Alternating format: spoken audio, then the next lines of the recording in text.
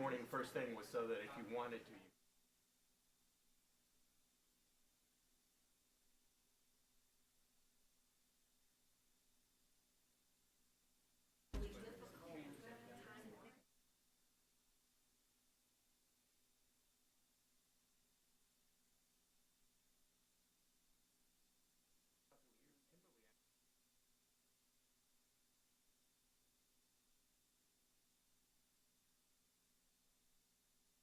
before I retired, I actually did sort of as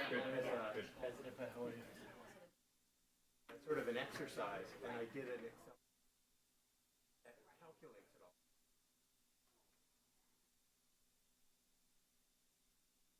But the thing is that I've only ever used it myself, so I double checked every number in it. A little reluctant to give it to anybody. Kimberly knew it was there.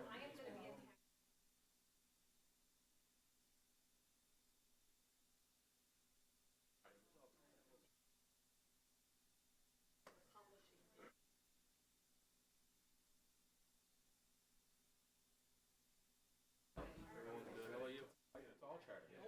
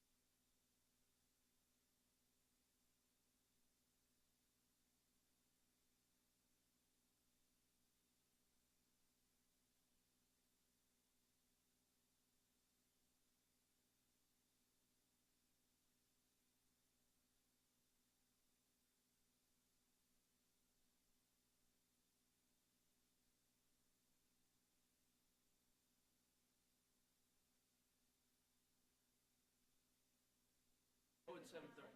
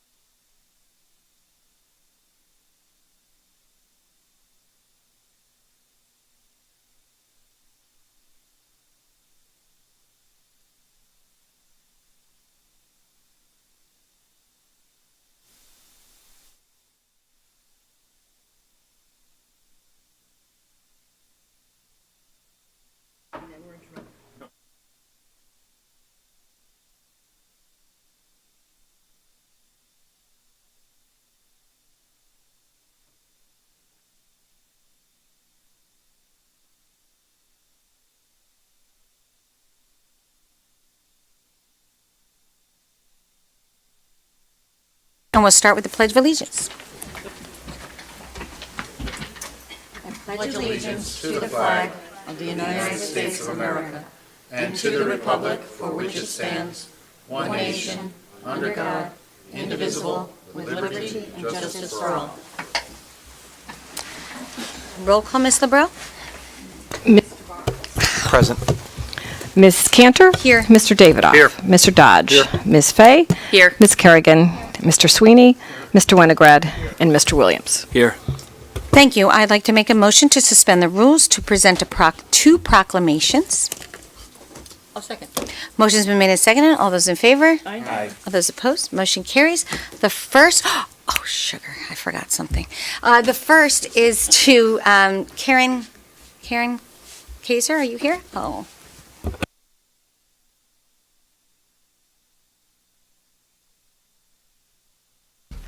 I walked out of the house. I have a little picture of me when I was a girl. Oh, well, I'll have to give it to Ronnie another time or something. Anyway, so this is a proclamation. Whereas the health and vitality of a community is reflected in the participation of its citizens in those activities that further the strength of the town. Whereas Girl Scouts of the USA and Girl Scouts of Connecticut will celebrate 107 years of girls changing the world on March 12, 2019.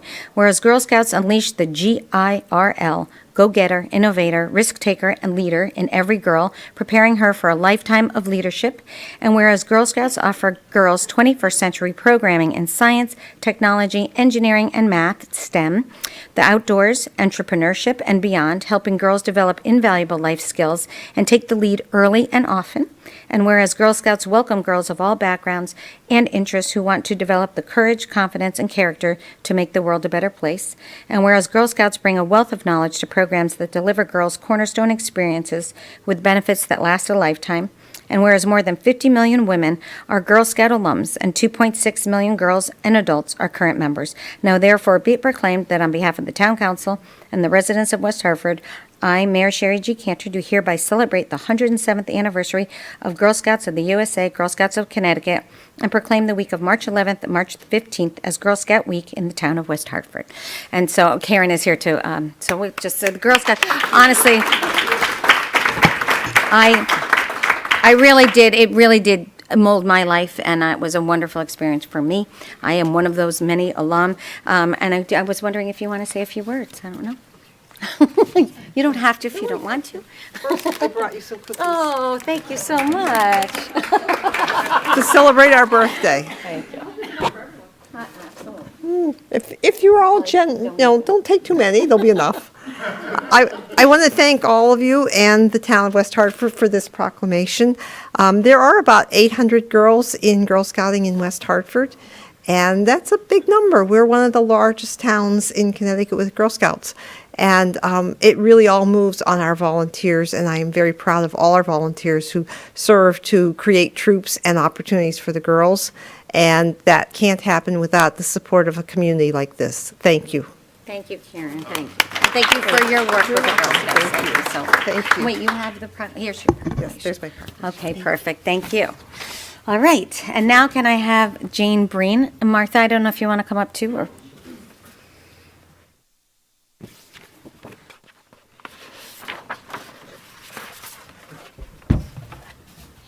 Hi, it's so nice to see you. We're going to miss you. Whereas, another proclamation, whereas the health and vitality of a community is reflected in the participation of its citizens in those activities that further the strength of the town. I should know that one by heart. And whereas, after more than 19 years of service to the town of West Hartford as a children's library specialist, Ms. Jane Breen is retiring from the West Hartford Public Library, and throughout her career, she has been a light to both her colleagues and library patrons. Whereas Miss Jane Breen has enriched the lives of countless children, including my own, and their families through stories, book discussions, songs, movement, arts and crafts, bringing literacy skills and a love of reading to children of all ages. And whereas her awareness of and commitment to the unique needs of the children in the community served by the Faxon Library is evidenced in her selection of books and other library materials for this audience, as well as by her carefully planned and implemented library programs and outreach visits to local schools, and whereas she has generously shared her knowledge and skills with library colleagues, parents, and educators in our community through workshops and demonstrations of flannel boards, story times, yoga for preschoolers, and this is my favorite, and Mother Goose on the Loose, a nationally recognized early literacy program for children.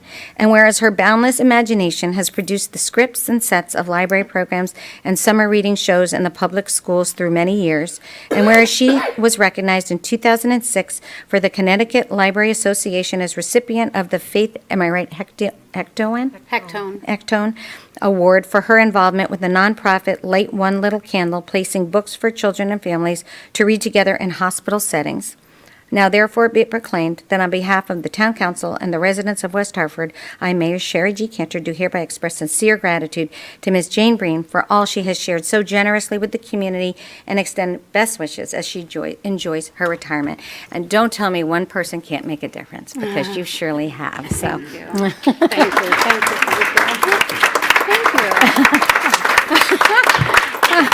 Thank you. Okay, stop. I don't know if Martha, you want to say a few, I don't know if you want to say anything. Martha, this Director of our Library Services. And really what I want to say is everything I wrote was true. All right. Jane's an easy person to celebrate. She's been with us for 19 years, and all that time has been providing wonderful programs for children, and her knowledge of her profession and her willingness to share that with others is outstanding. And And she the knows I'm benefit- going to miss her. Yeah, and the benefit that all of you done, are those kids are in college and beyond now, Yes. doing so many things. So what was your favorite program? Well, Mother Goose on the Loose is a big one, but there's a program that I started called Piper and Mrs. Breen. Piper's pretty famous in town. She's a black lab, very real puppet, but if you're little, she looks like a real black Labrador retriever. So Piper and I became famous whether we went to a school or story time in the library. So that was kind of fun. Wonderful. Well, thank you again so much for Thank you, everything, Sherry. really. And I Well, get to keep You this? get to keep, I get to keep my notes, yes. Sorry. you, Sherry. Yes, okay. Thank you.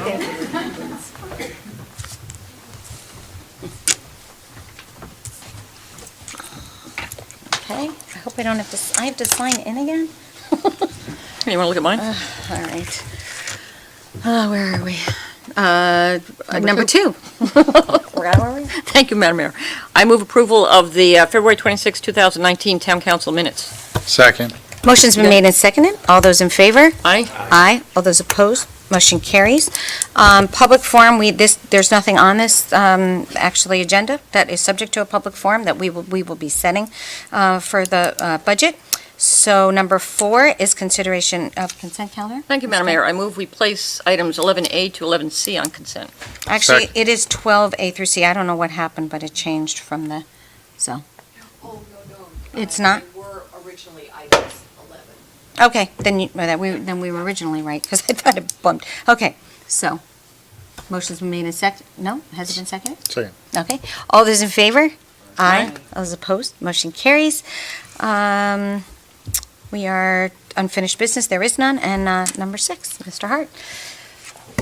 Thank you, Mayor. We'll need just a couple of minutes to set up. Actually, Our PowerPoint. Beth is going to move it, and then second, so. Very go ahead. good. Thank you, Madam Mayor. I move we receive and set for public hearing on Thursday, March 21st, 2019 at 6 p.m. and Monday, April 15th, 2019 at 2 p.m. in the Legislative Chamber, an introduction of the 2019-2020 fiscal year budget as proposed by the Town Manager and Superintendents of Schools. Second. Okay, now we'll go on to your presentation. Thank you. So we'll need just a moment or two to get this loaded.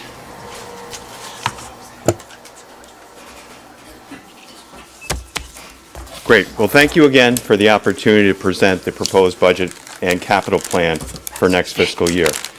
I'm pleased to introduce our budget team here this evening. I'm sure the council is all familiar with them. We have Peter Privatera, Liz Hewitt, and Barbara Rua.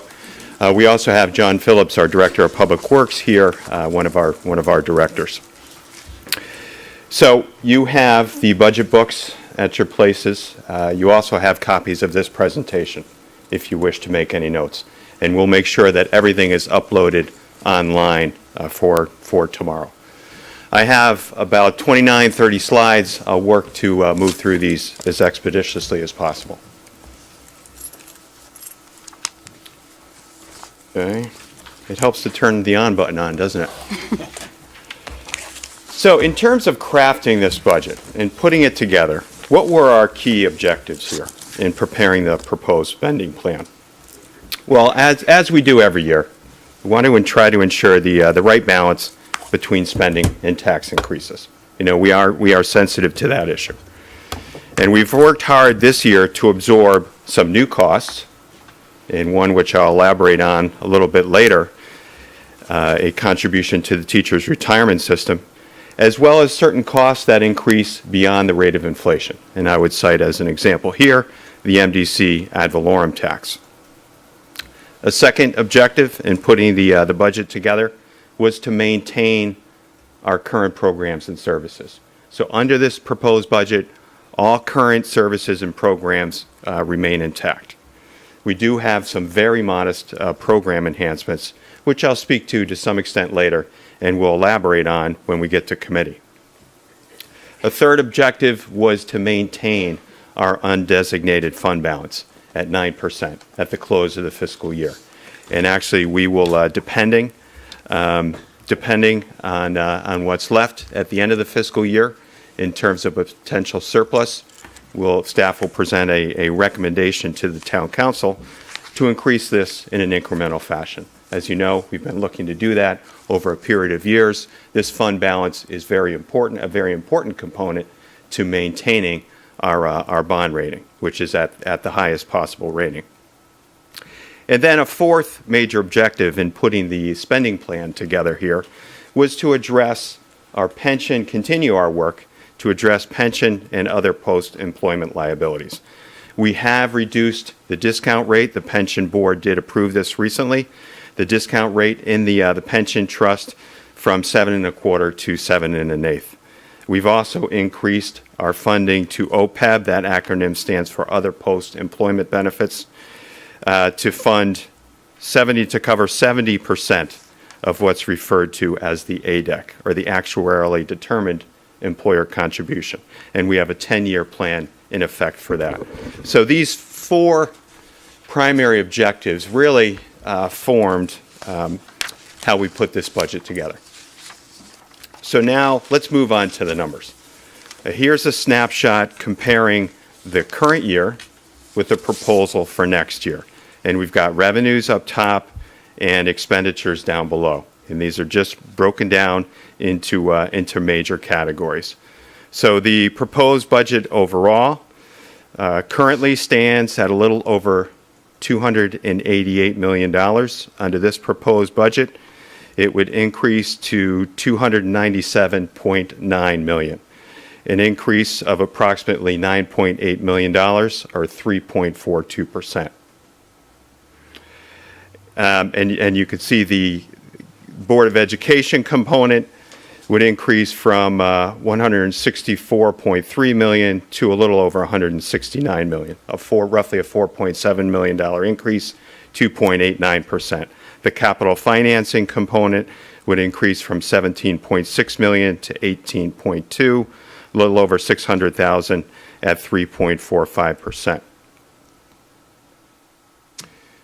Here's a snapshot of many of the things I just cited. Overall, an increase of 3.42%. On the town side, we would see an increase of 4.23%. We'll elaborate on that as we go through the presentation. What's driving that increase? 2.9% in education costs, the 3.45% I just stated for capital financing. So what would we need for a mill rate to finance this proposed budget? We're proposing a combined mill rate of 42.06 mills, which would be an increase of 1.06 mills, or a little under 2.6%. That's for real personal property and motor vehicles. Again, one combined rate. Here's a snapshot of the major components of the general fund budget, the town, the board, or the school district, and capital financing. So now let's move on to talk about revenues. As is true for virtually every town in the state, property taxes would provide the bulk of our revenues, 87% here. The next most important category for us, as you know, is intergovernmental revenue. And you can see the other categories listed as well. So let's talk about property taxes. Let's talk about the grand list in particular. And the grand list is adjusted October 1st of every year.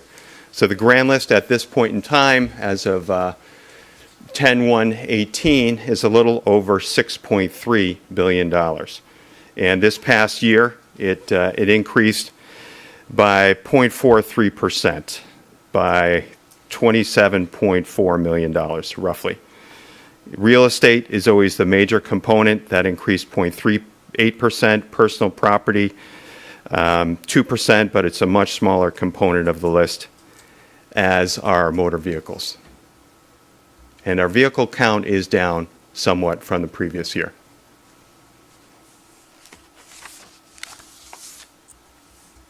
Now, in terms of grand list growth and what we are proposing for a tax rate, property tax increase over the current year, a little over $8 million, but we have additional revenue coming in due to grand list growth of a little over $1.1 million. So the net taxable impact on existing taxpayers would be a little over $6.9 million. And the percentage tax increase, just on that increase, would be a little under 2.75%. So note that this is different from the increase in the mill rate. Two different calculations here. The increase in taxes that we would need to fund the budget is 2.74%, but the increase to the mill rate that we would need to fund this would be 2.59%. I wanted to highlight that distinction. Moving on from property taxes, the next category we'd like to talk about, state aid. That's the next most important component for us. We've used, for purposes of putting together the proposed budget, we've relied on the governor's proposed budget, what the administration proposed last month. And there are some changes. There are some changes for the coming year. Our education cost-sharing grant, we would see an increase of a little over $335,000. However, the governor has recommended that towns begin to contribute to the employer share of the teachers' retirement system. And we would see a payment of a little over $524,000 for next year. It would, I think, almost double in the following year. The superintendent has included this sum in his proposed budget. So that is built in to the Board of Education side, this contribution. Our local capital improvement program grant would decrease by approximately $72,000.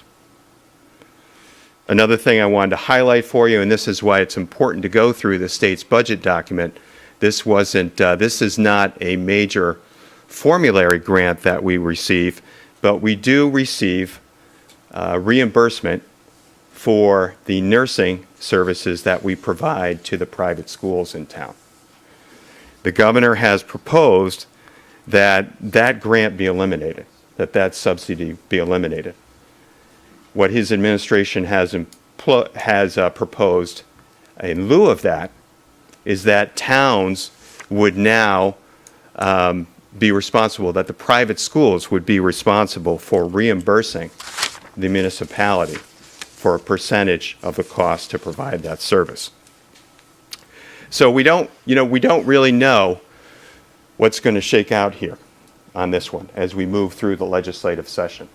So what we've done in an effort to be conservative here is we have budgeted the current program. It's approximately $1.7 million, with the current level of reimbursement about $686,000 coming in. I've informed the heads of the private schools regarding this change. I'll be scheduling a meeting with them to talk about this as well as options and the extent to which they would like to make changes in the services that they're receiving from the town through the health district. We'll have an opportunity to talk about that. Total state aid for the general fund, this shows the trend. over the past several years. And you can see how it goes up and down in any given year, particularly in recent years.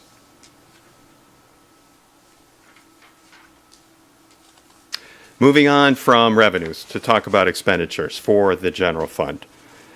And we reviewed these a couple slides ago, the increases to the town budget, proposed increases to the town budget, the board budget, and for capital financing, and an overall increase of 3.42%. Breaking it down a little bit, school costs would be 57% of the proposed budget, town services at 37%, and capital financing at 6%. Breaking it down in a different manner, the town and the school district, this is just looking at the town side of the budget.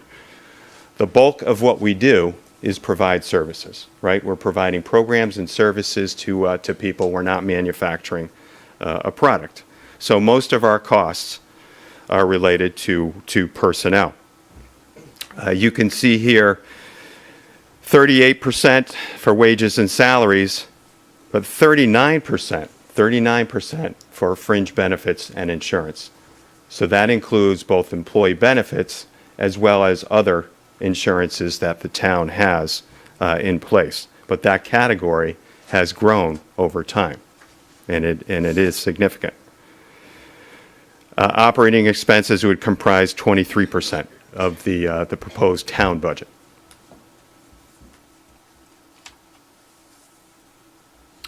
Looking at it in a different manner by major categories of the budget, you can see how it breaks down on a percentage basis, everything from public works through education. The non-departmental is sizable at 18%, but that includes employee benefits as well as our contribution to the MDC. And here's yet another breakdown. So if we would look at all of our major departments, we consolidate general government. But here's on a percentage basis how the proposed budget would break down. Everything from community development through education.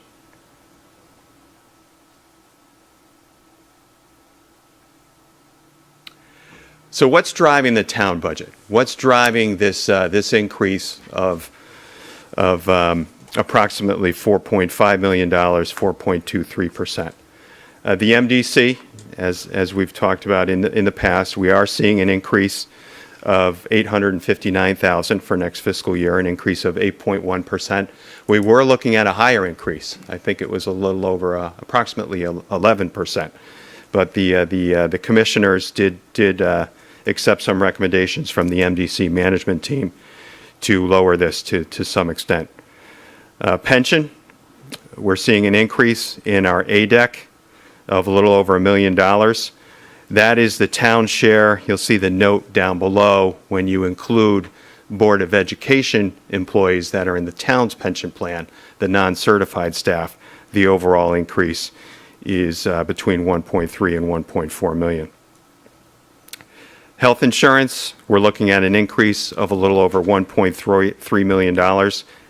Recall, we are self-insured. This is due to claims experience, our retiree health contribution, and we're not proposing any amortization of surplus in this fund for next fiscal year. In terms of payroll, we're seeing an increase of a little under $653,000. It's due to the settlement of some recent labor contracts, both police and fire. Recall, police went back several years, and we had accrued those liabilities rolling forward. We do have 2 new positions in public safety, which we will talk about at some length, I'm sure, in the Public Safety Committee. And there are some offsets to these in terms of other expenditure lines. A fire lieutenant and a public safety dispatch supervisor. The budget also includes moving 1 police officer from the parking lot fund. And we've talked about this at our special service district meetings. You know, we've got 2 police officers right now that are funded from that source due to a deficit we have in that fund, we are recommending that for next year, we move one of those 2 officers out and back into the general fund. We're also recommending that we fund 2 previous positions that have been unfunded in recent years for a building maintenance tech and a financial systems analyst. Also proposing a relatively modest increase in temporary payroll to fund some part-time positions, part-time, no-benefit positions, a recycling coordinator, an emergency management coordinator, and a human resource specialist. There are offsets to these expenditures in other lines of the budget, partial offsets, grants, et cetera, which we can talk about in more detail when we get to the committee level. And then we have an increase in the contingency line of $450,000 for unsettled labor contracts. We need to accrue those funds as we roll forward. And we're currently negotiating with, we're still negotiating with 7 of our 9 bargaining units.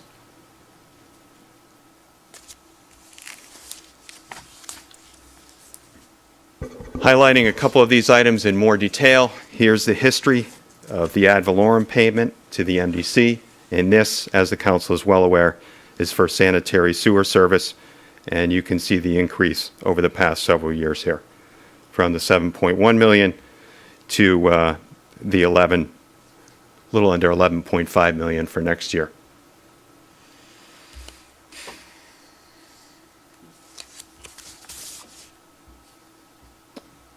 Talking about the pension plan, and we've discussed this in great detail in recent meetings of the Finance and Budget Committee.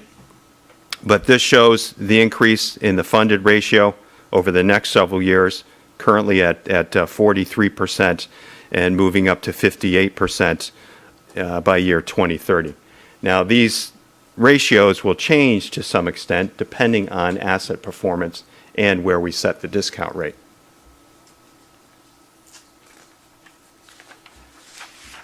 This slide is designed to show the year-over-year change in that ADEC. Again, that's the actuarially defined employer contribution. Next year, we're looking at a spike of almost between 1.3 and 1.4 million, but you see the increase would begin to tail off.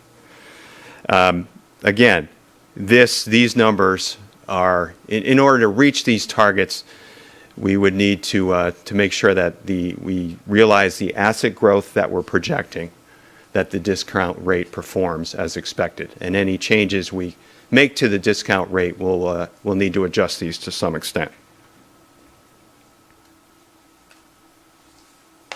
And our unfunded accrued liability, which has been of significant concern for the town and the town council for some years now. We've been doing a lot of work on this, with your support. We've negotiated several changes to the employee pension plan that we have in effect. But our unfunded accrued liability will continue to increase for another year or so, but then you see it begins to tail, it begins to decrease over the next several years in an incremental manner.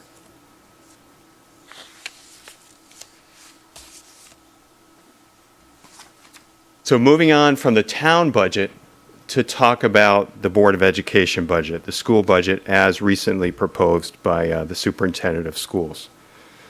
Again, it's an increase of approximately 4.745 million, 2.89%. What's driving that increase? We will have a meeting with the Board of Education, the superintendent, a joint meeting with the board. Superintendent will be able to discuss this in more detail. Salaries are increasing a little over 3 million, about 2.9%. We are seeing an increase in benefit costs of 800,000 or 2.4%. That does include pension, the teacher's retirement system payment of 524,000. However, I think on the positive side, it shows the benefits of moving to the state partnership plan for employee health insurance. Transportation and utilities would increase 550,000, 3.5%, and then all other expenses would increase 320,000 or 3.4%. A very quick snapshot of the drivers in the superintendent's proposed budget. Again, over the next couple of weeks, we'll have an opportunity to hold a joint meeting and discuss these in more detail. So moving on now from the general fund to talk about the capital improvement program. The first 2 years, we prepare a 12-year plan that we present to you. The first 2 years are the most critical. They're the most thoroughly planned, and that's where we commit the dollars. So you see for fiscal year 2020 and in 21, on the upper part of the slide, we show the revenue source. The bulk of the funding in any given year for us is long-term debt. And then we're looking to capital non-recurring expenditure fund to cover some projects as well as grants. And the other category, those are mainly transfers in from other funds. The expenditures are shown in a summary fashion on the bottom part of the slide. And that just shows the major recurring categories that we have: transportation and infrastructure, education, parks and recreation, town buildings, and miscellaneous. And the 2-year plan is approximately $39.4 million.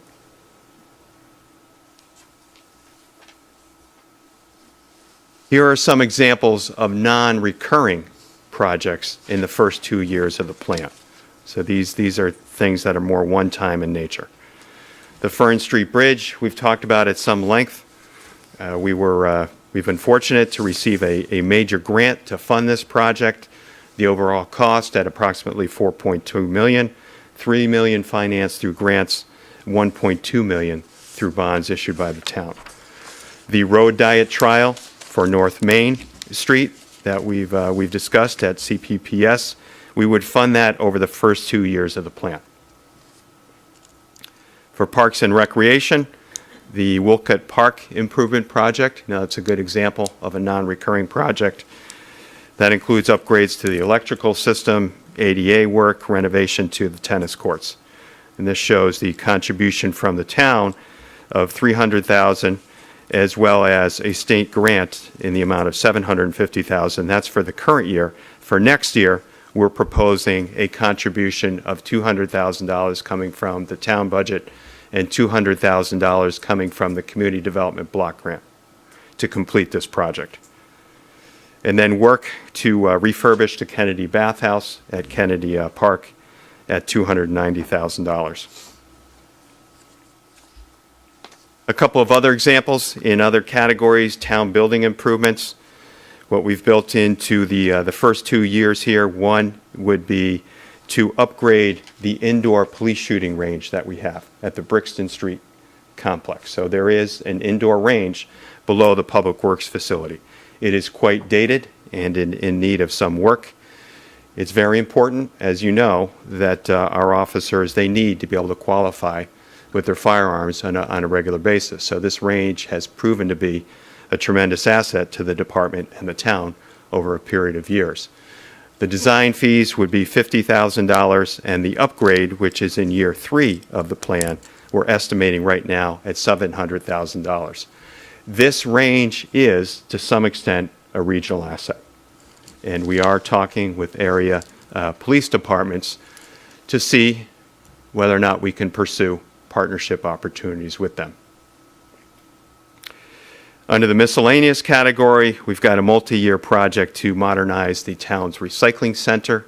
Over the next couple of months, we're doing the abatement work right now, and we'll be demolishing that incinerator tower that has not been used since 1974. But the cost for the abatement, the demolition, as well as the upgrades we're seeking is approximately $2.5 million, and we have funded this at $1.25 million in each year of the plan.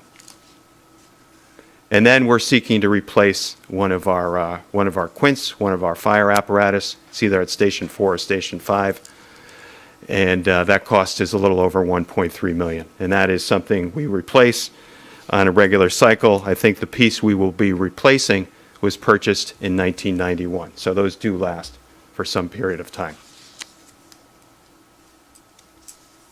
Here's an overview of the 12-year plan. I think West Hartford is somewhat unique with respect that we do prepare a 12-year plan, and it is a very good planning tool.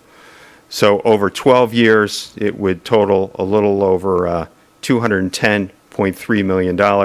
And here are the major funding sources, and bond funding being the primary one, as in the past several years.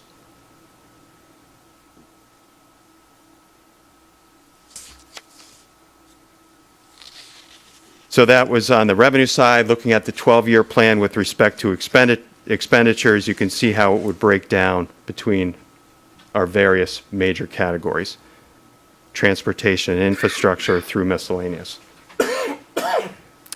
And when each department presents to committee, for example, when the police department and the fire department present to public safety, at the same time, they will review their proposed capital projects with the committee.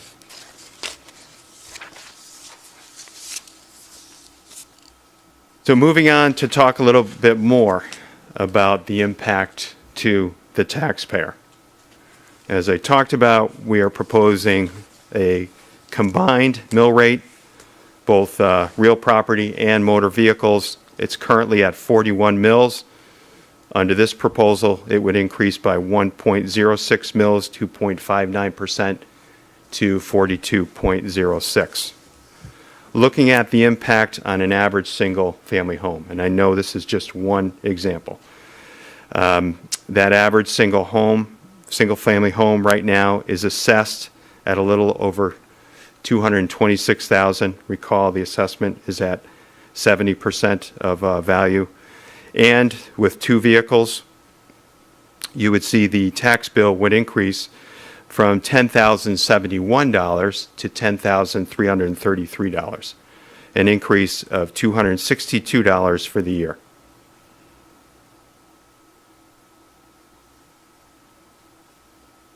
Looking at how that tax bill of $10,333, how would it break down? This is just another way to view the percentage allocations to the major categories of government. And you see, again, everything from community development through education at 57% of the bill. And that, education is the lion's share of any municipal budget in the state of Connecticut. It is for every town. In the small towns, it can be as high as 85%.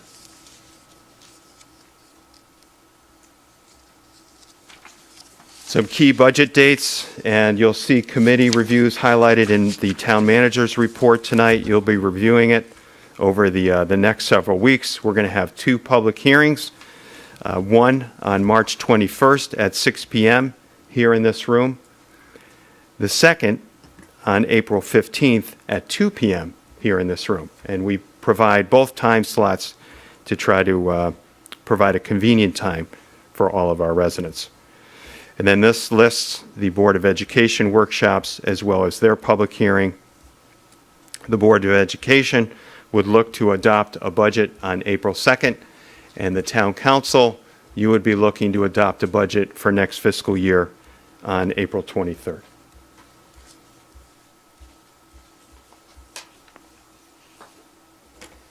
So that completes my formal presentation tonight, Mayor. And I know we're going to be spending a lot of time with this at committee level, as we do each and every year. Again, I want to thank the budget team for their good work in putting this together, as well as our directors in working to prepare a responsible spending plan and capital improvement program for next year. Thank you, Mr. Hart, and also thank you to the budget team for your hard work on this, and I know it happens all year long. We don't really go back and forth on this because we have lots of opportunity, and much of it is organized in a fashion. So with that, the motion's been made and seconded. All those in favor? Aye. Aye. All those opposed? Motion carries. And then we have report from the town manager. I don't know if you have any. I don't know if we do that. It's on the agenda, but I don't think we have anything, do we? Yes. Mayor, I do have a report. It's attached. I've taken a lot of airtime tonight, so I'm not going to highlight anything. Please read it at your convenience. Thank you. I don't see my announcements. I don't know if they're on there. Wait, they must be on here. I'm clicking. Just a sec. Yes, they are. Okay. Free English classes for adults. Any West Hartford adult who would like to improve his or her English speaking, it's on West Hartford Continuing Ed at the West Hartford Public Schools website. Conard High School has one more weekend of Singing in the Rain, and also Pops and Jazz has one more weekend, and they are both phenomenal, and you should go, and the prices are great, and there's very, very talented students. One sec, it just disappeared. Okay, here we go. Yep. A Child's World, Capturing the Moments Gala, which is the Children's Museum Gala on Thursday night, 5:30 to 8:30. Includes special demonstrations with live animals and follows a seated dinner hosted by Renee Danino from KISS 95.7. Contact Jennifer Holmes Weston at the Children's Museum website. WHCTV Take 5 All Access Party will be held on Friday, March 15th at 7 p.m. at the Pond House Cafe. It features a lively evening of cocktails, jazz by Straight from the Heart, that's HARTT, and a silent auction. All are welcome. Tickets are $60 per person and can be purchased in person at Moscarello Garden Shop, Cook Shop Plus, and West Hartford Community Television Town Hall. Go to their website if you have any questions. Every penny of funds raised at this event will go to support WHCTV and the station's efforts to provide a community-driven media center. And we rely on them heavily to cover our meetings. Tavern Night, A Taste of Ireland, the Noah Webster House, most popular Tavern Night, is back on March 15th or 16th. Enjoy a delicious homemade meal, performance by Coogan School of Irish Dance, traditional Irish music by Tom Hooker Hanford, and historic tavern games. Tickets are $40 per person or general public for the general public and $35 for museum members. A Nutmeg State Orchid Society 10th annual show will be at the Town Hall. Right? Yes. 12 to 5 on Saturday and 10 to 4 on Sunday. $10. Admission is $10, and I know Mr. Allaire highly recommended it. Right? It smells great. Boy Scout Troop 146, bless you. Pancake Breakfast Fundraiser. Invite you to come on March 23rd, 7:30 to 10 a.m. at the West Hartford Methodist Church Fellowship Hall. This is to support troop gear, campership funds, year-round activities. Historical trips tickets are $10, $25 for a family of 4, and children under 5 are free. Go to www.scouttroop146.com. Johnny's Jag for Charity at 5K will be on March 24th at 10:30 a.m. in Blueback Square. Registration is at 9 a.m. And the run is at 10 a.m. Stop Time Dance Theater, also Reel to Reel Playhouse on Parks co-artistic director and co-founder Darlene Zoller returns with this great American show, and it runs from March 27th to April 7th. Call the box office or go to the website on Playhouse on Park, which also has the box office number. West Hartford Women Chorale, there's a lot going on. March 30th, 4:15 p.m. in the Conrad High School Auditorium. They are singing a special concert featuring famed composer, arranger, soprano Kathleen Allen. Proceeds from the festival concert benefit the Prudence Crandall Center, which has been providing comprehensive services for victims of domestic violence since 1973.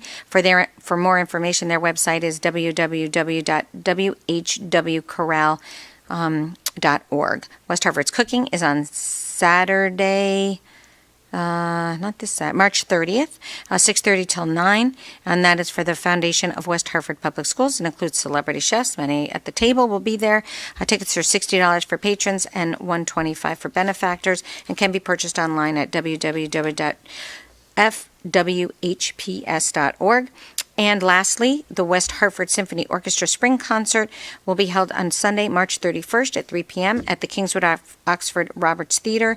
The show features the Ballet Theater Company of West Hartford, musical performances that include Rogers' The Carousel Waltz, Hanson's Symphony 2, Romantic Copeland's An Outdoor Adventure, Gershwin's An American in Paris, and much more. Tickets are $20 for general admission and $15 for senior citizens and students.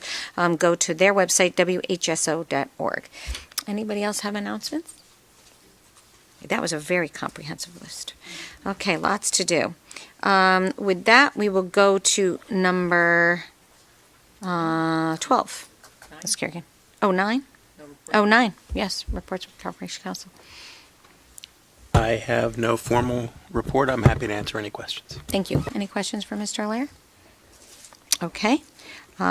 We don't have any appointments. Number 11's moved on, so number 12. Ms. Kerrigan. Second. Motion's been made and seconded. All those in favor? Aye. All those opposed? Motion carries. Number 13, 14, 15, nope. And I make a motion to adjourn? Second. Motion's been made and seconded. All those in favor? Aye. Aye. All those opposed? Motion carries. Thank you again.